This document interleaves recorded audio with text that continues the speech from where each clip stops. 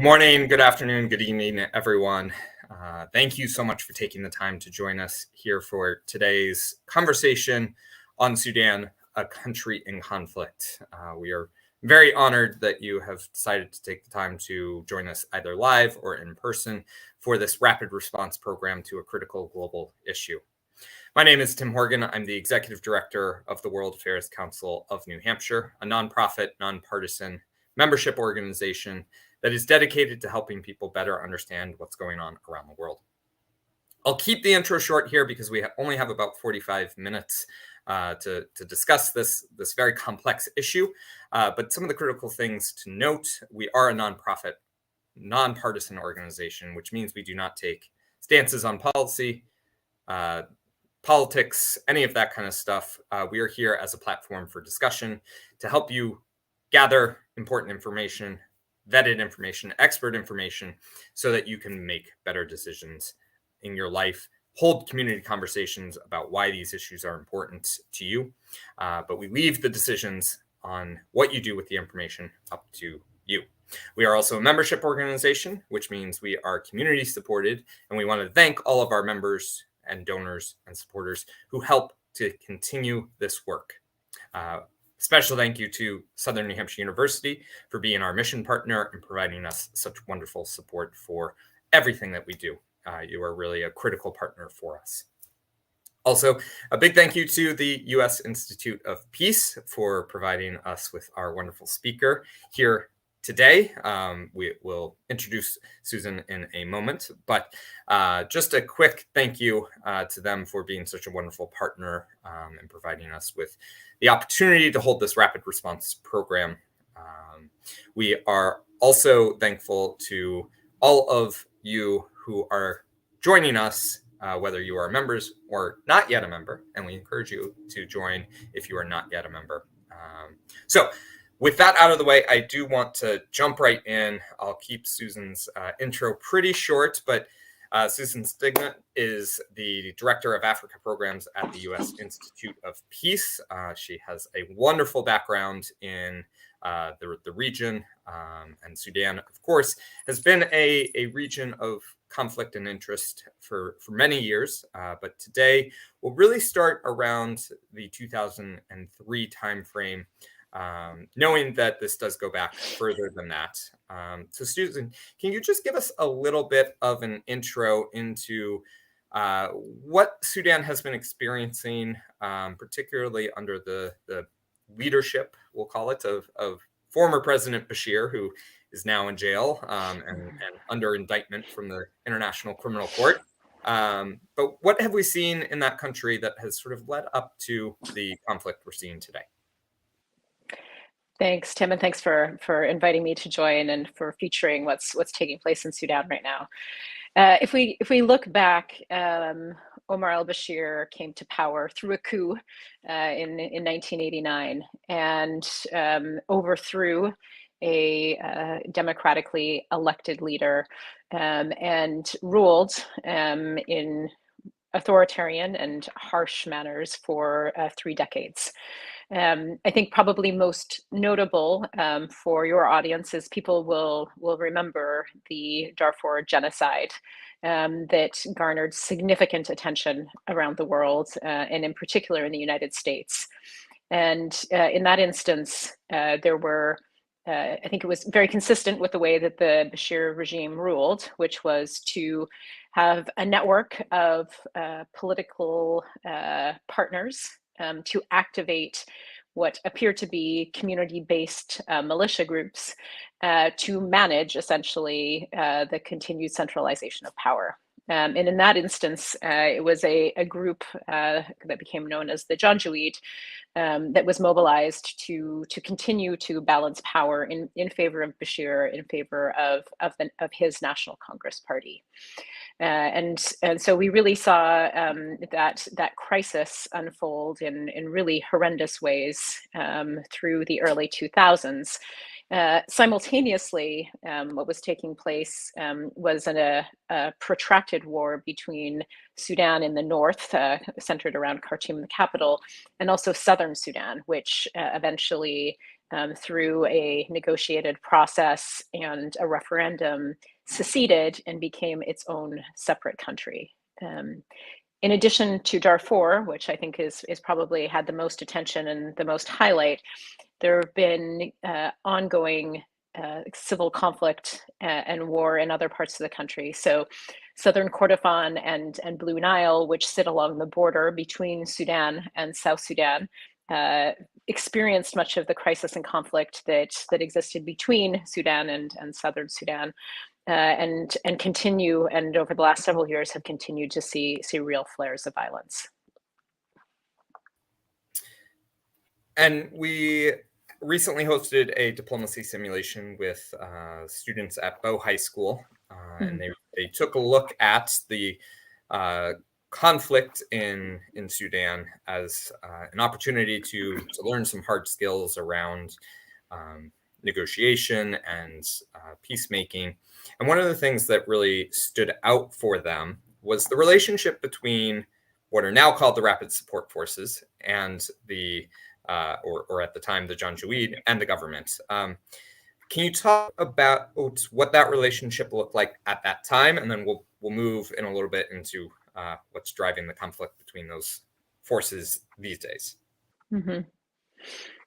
Yes, I mean, I think there was a time period where former President Bashir, had sought to distance himself in a way from the violence that was taking place in Bashir. And there's a common refrain that continues today, actually, that this is intercommunal violence, that this is nothing to do with the capitals, this is nothing to do with the formal military or security structures. But in effect, the ICC indictment is based on evidence that's been gathered of a clear command control relationship between Bashir sitting at the top of the government and what was perpetrated in Darfur itself. So that's certainly developed over time. And in fact, General Hemeti, who I think we'll start talking about further in terms of his role in leading and developing the Rapid Support Forces, but he was brought in to counterbalance the power of another leader, Musa Hilal, and to continue this sort of move and counter move between arming, funding, mobilizing different militia groups that are either closely linked to the government up until this point, where the Rapid Support Forces were established and regulated as a paramilitary group under law. And so we've seen sort of that development of sort of the more non-formal relationships into things that are much more formalized and much clearer. Okay. And so many people may remember 2019 comes around, that crazy time before the pandemic, when things seemed so much easier. But the people of Sudan finally had enough.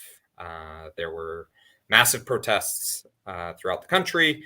All walks of life were involved in it. And finally, the military gets behind the people, and Bashir is overthrown.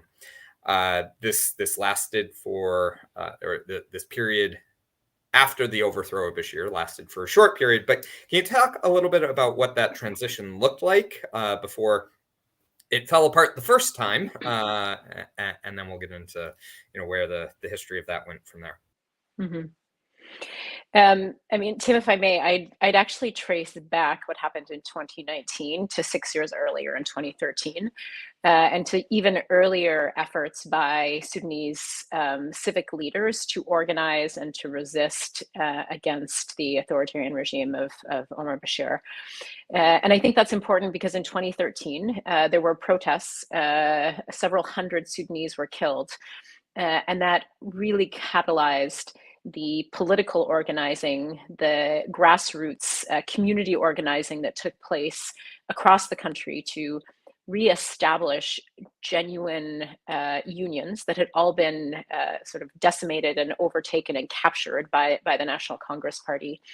to reestablish a civic structure that initially worked very quietly and somewhat underground, and then to have an umbrella of political leadership that could coordinate the protests that took place across the country. Men and women, young and old, all geographies, really standing together to say enough is enough, and to fight completely non-violently for freedom, peace, and justice. So that what we saw in 2019, I think it's important to know that took close to a decade to build.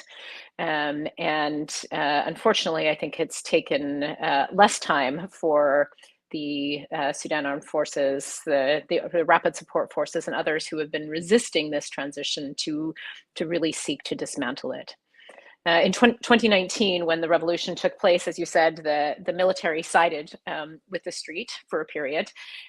Sudanese who were organizing were very clear that they had learned lessons from watching what happened in Egypt and other parts of North Africa, and they had no interest in handing power to the military itself. And they continued protesting, and they stayed in the sit-in, and the negotiations continued to a point where there was a really horrific crackdown in early June of 2019 on this peaceful sit-in, and that's what tilted, I think, the negotiations and led ultimately to a power sharing arrangement that included the Sudan Armed Forces, the military, and General Burhan, alongside a coalition led by this Forces for Freedom and Change, which was a broad coalition that represented various political parties, entities, the Sudan Professional Association, which was the overall banner for the union groups,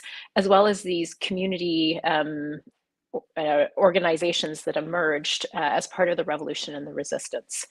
And so this transition was really intended to have two phases. It was in the first phase, the Sovereign Council, which served as the kind of supreme executive body of the country, was chaired by General Burhan. In the second phase, it was to be handed over to a civilian leader.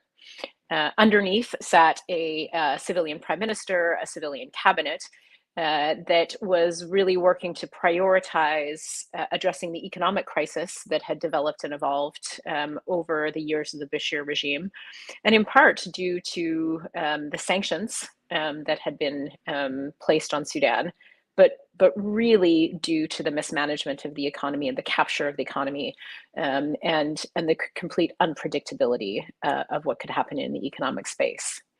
So that civilian government, we'll call it that for a moment, even though I think it became clear that the civilians had a lot of responsibilities, were looked at with great expectations, but didn't have full authority. And that lasted up until October 2021, when General Burhan and some of the military overthrew the civilian cabinet, arrested the prime minister and several of the ministers, suspended the constitutional document, and took over the leadership of the country as military leaders. Yeah, and that's a great, going back to your point that this really sort of had its seeds in 2013. It goes back to a great point that while the U.S. and our attention span may shift from item to item based on when it really flares up, these are longer brewing issues that if we had a bit of a longer view of things, might be able to see some easier transitions. So we now have come to a point in which the army has taken over, the military has taken over again in 2021. They're still promising to move towards civilian elections, although whether or not that was ever really an interest point for them, we can leave for others to decide. But the Rapid Support Forces in the military have a power sharing agreement to steward the country forward. Where does this break down? Why can't these two groups get together and just figure out how to administer the country? What are the challenges? What are the problems that have led to this most recent form of fighting?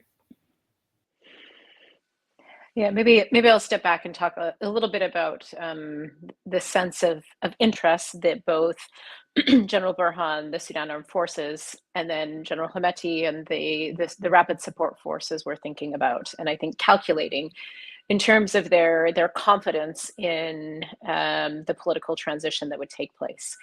And so I think on the one hand, there is a fundamental question about power. There's a fundamental question about who makes decisions, and the role of both the military and the RSF in the political life of Sudan. Many people talk about the Sudan Armed Forces, the SAF, as a professional military that has a lot of flaws. And I think that misses that during the 30 years of the Bashir regime, the SAF was really politicized. And over in Sudan's own history, the military has been activated and instrumentalized by political interests and political leaders. Over the 30 years, the SAF had also gained control of significant aspects of the economy, of state-owned enterprises, some of which are military and some of which are broader economic spaces. And with the transition, that was all at risk. The third issue that I think people that at the top were concerned about was what happened to those who had been responsible for the violence that was perpetrated during the revolution, the attack on the peaceful sit-in, as well as the longer term crimes and atrocities that had been perpetrated by the Bashir regime. And then the kind of final aspect, I think, was that General Hemeti certainly has political aspirations. And I think in his calculus, he was trying to sort out what was the best pathway for him towards this narrative of representing the periphery of Sudan, those who are outside of the capital itself, and really aspiring to be, sort of the first person from Darfur who could really ascend to the presidency.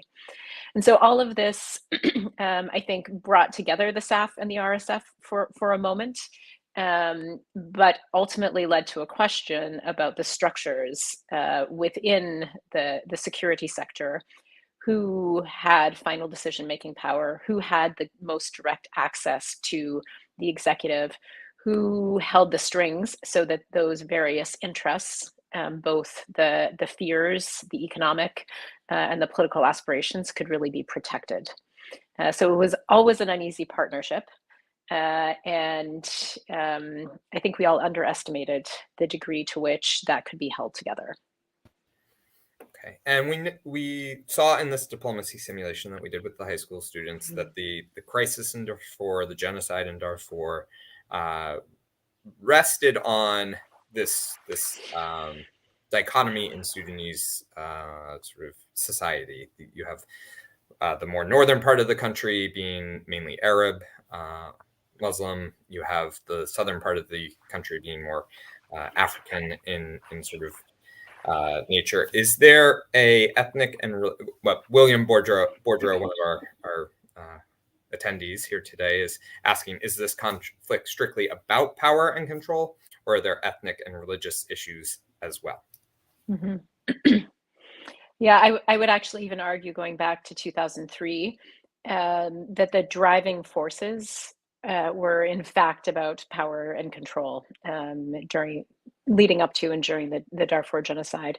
And I think what we see today, we would be misrepresenting if we boiled this down to anything other than two men and the organizations that they're representing, who have determined that the best pathway for securing their own interests is through violence and not through a political process.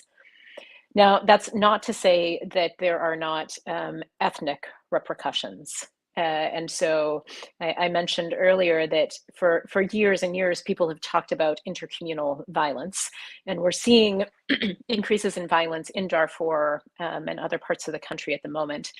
And that's certainly mobilized along ethnic lines. but I think it really misrepresents what is driving the conflict by talking about it as intercommunal in nature, because it's directly linked, directly animated by, and serving the interests of those at the center who are trying to seek power, and the allies that they've cultivated and that they're in some ways struggling to secure in this broader alignment and alliance that goes far beyond Khartoum as the capital city and is really reaching across the country overall.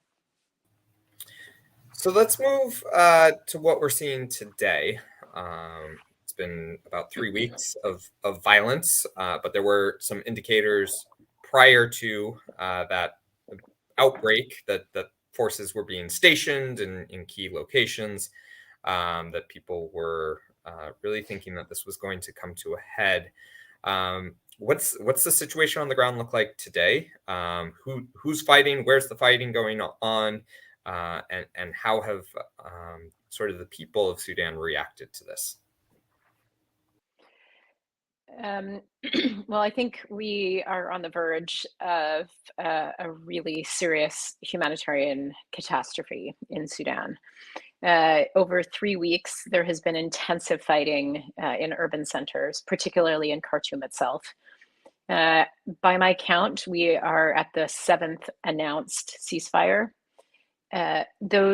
Some of those have resulted in a lull in some fighting. Some of them have facilitated the evacuation of internationals, including U.S. embassy personnel and U.S. citizens.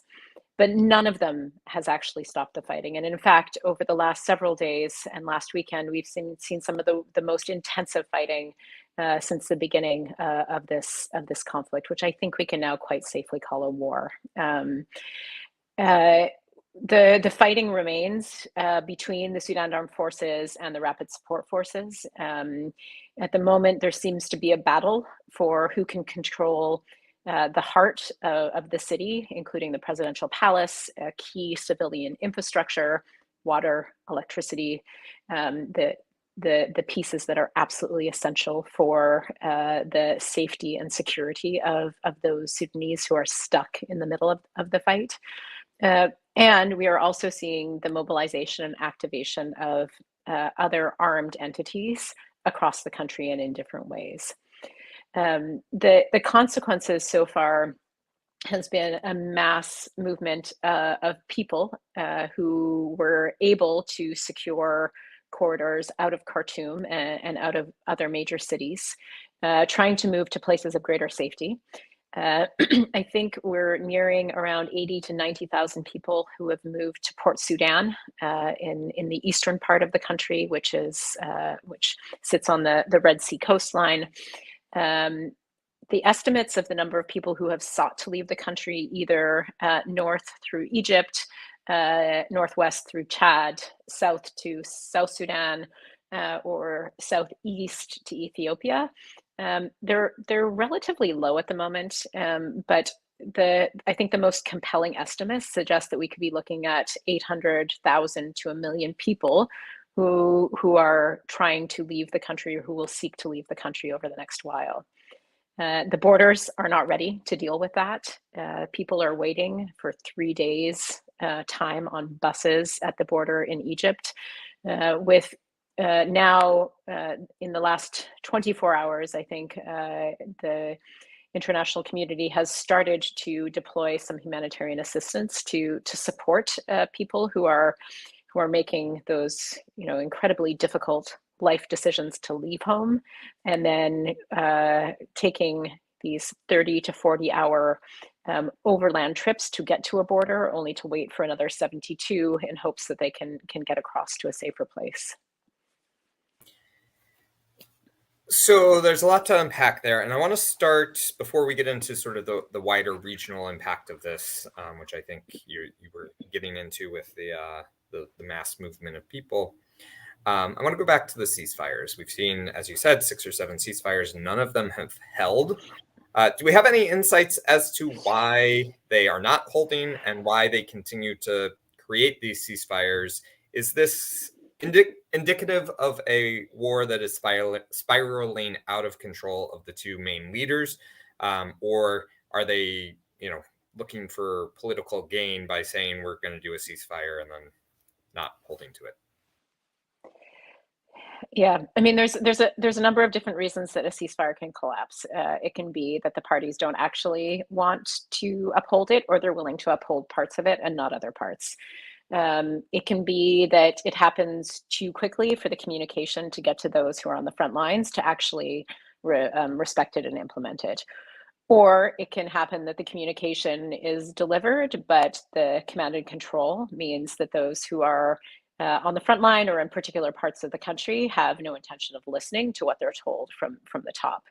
I think we're seeing maybe a combination of these things, and my assessment is that in this type of urban warfare, in what we see as the two leaders being locked into currently a zero-sum game, and clearly still calculating the violence is the way out, that a nationwide ceasefire is not really practical. And instead, I think we need to be looking at more technical sectoral ceasefires that would happen for a humanitarian imperative, that would really define, in the city of El Obeid, for example, between Tuesday and Thursday, there will be quiet. No troops will move. Those homes that have been overtaken will be vacated for a 48-hour period. So very clear, measurable, specific steps that could allow for safe corridors for citizens to leave who wish to leave, as well as safe corridors to provide humanitarian assistance to those who are likely to be caught in the fighting for the foreseeable future. And I think that approach it's uncomfortable, because I think it recognizes that it's likely that the two generals will continue to calculate that this fight is not worth stopping, and that they're still very much anchored on fighting for the heart of Sudan, which they see in Khartoum and the capital.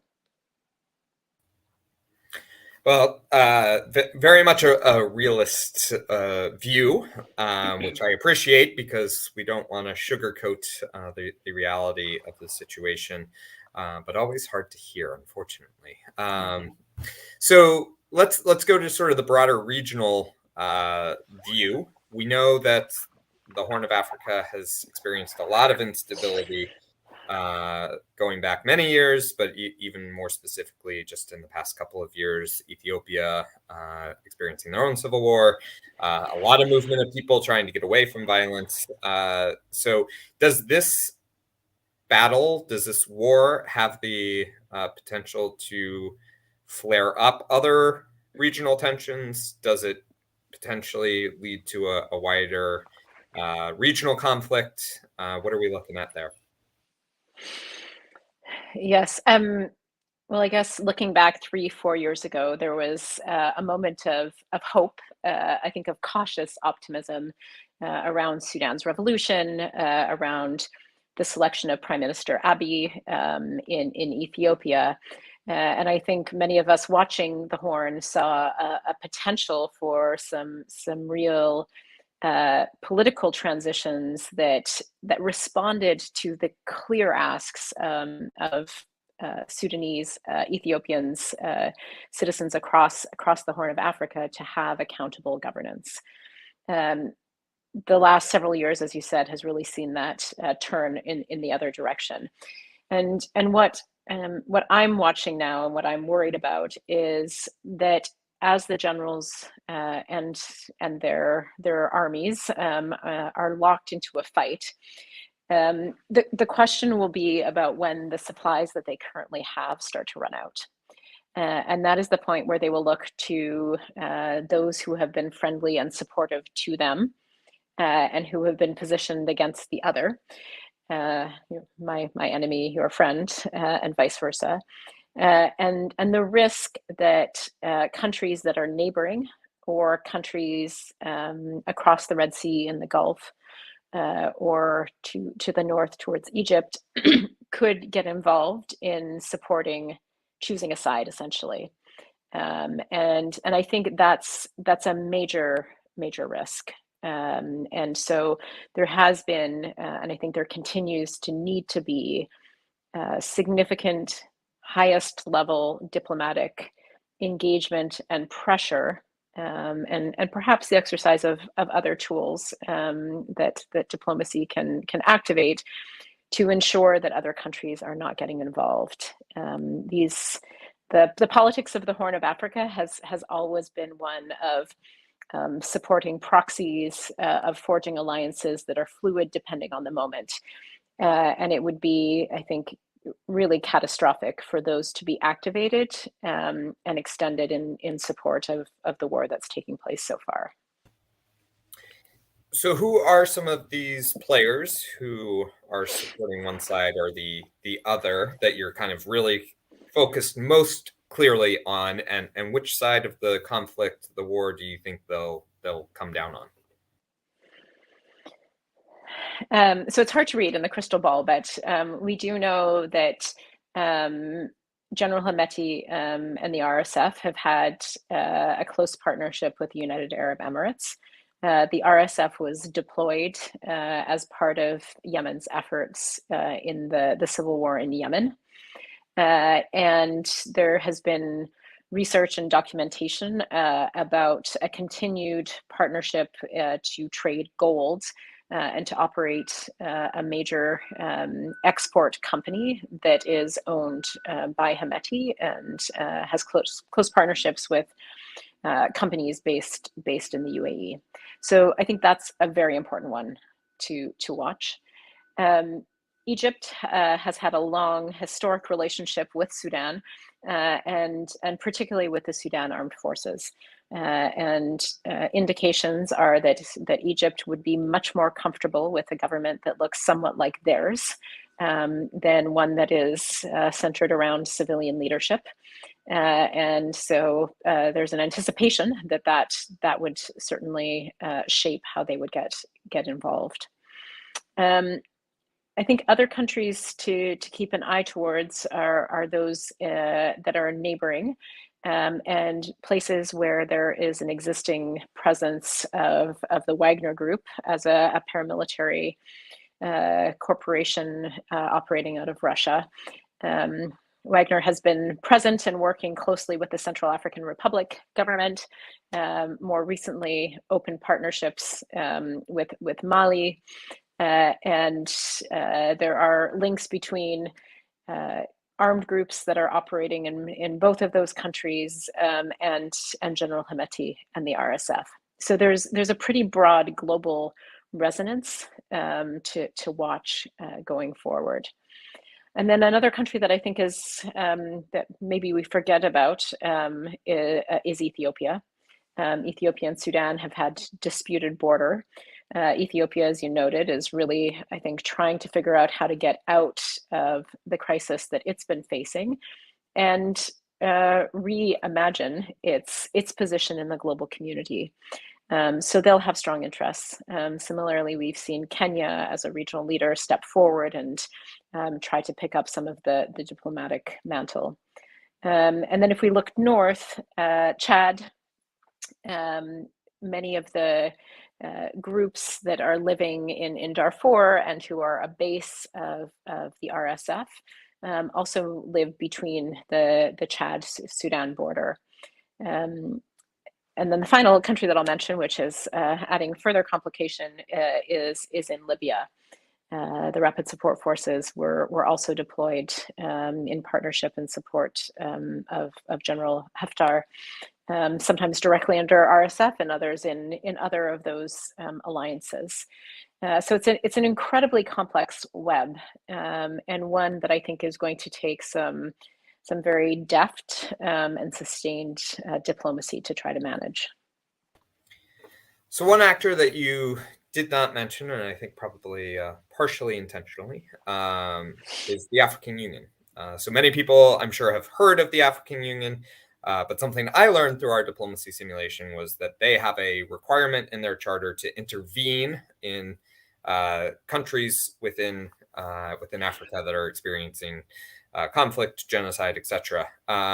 What role are they playing? What role should they be playing? Are they an effective force in this to sort of hopefully bring this war to a conclusion sooner rather than later? Mm-hmm. Yes, you're absolutely right. The African Union has this clause of non-indifference and secondly, they, I think, are the only international multilateral organization that has a mechanism to suspend members in the case of what they call an unconstitutional change of government, so a coup. So Sudan has actually been suspended since the October 2021 coup. And the African Union's decision, I think, to stand quite robustly behind its own norms and standards, and to signal that a country led by the military is not acceptable. I think that's been really important as a political signal. The African Union yesterday convened a meeting that they're calling the expanded mechanism. And I think what they've succeeded to do is to bring together a broad coalition of those who have influence, those who have leverage, and those who will have to be involved in the politics of hopefully negotiating first humanitarian access, a ceasefire, and then some future political trajectory. And so that includes the African Union itself, the Intergovernmental Authority on Development, which is the regional economic community in the Horn and East Africa. It includes the League of Arab States. It includes the Quad format, which is the US, the UK, the United Arab Emirates, and Saudi Arabia. It includes the Troika, which is the US, the UK, and Norway, which has been a typical diplomatic format since the 2000s in Sudan, and includes the European Union as well. So that mechanism is, I think, moving more slowly than what many people would want to see, but it's essential for that political guide and push, and as I said, really to imagine how can Sudan go from where it is today back towards some sort of political transition, and really the African Union, I think, is the best suited, even with all of its flaws and realities, the best suited to be able to accompany that political transition process. So you've mentioned a number of the international organizations that have been working on this, and it seems that this is actually one conflict that is a little bit bringing the world together, in that the two main powers, the US and China, are calling for its end, for its resolution, which is not necessarily the case that we see in other conflicts, most notably Ukraine. Can you talk a little bit about what the international interests are in this, why this is something that people both here at home as well as abroad are concerned about, the violence that is ongoing? Yes. So let me start with sort of the strategic case, which is Sudan sits, as we've talked about, really at the bridge between the Horn of Africa and North Africa, between the Red Sea and the Sahel. And that geostrategic positioning is absolutely critical. We see turbulence, disrupted political transitions, violent extremism threats in many of those neighborhoods.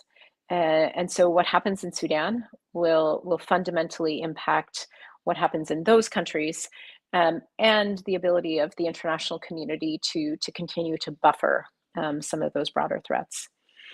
Sudan also sits on the Red Sea. This is the largest artery of global trade. And the last number that I saw was that in excess of $700 billion of trade flows up through the Red Sea and into the Suez Canal.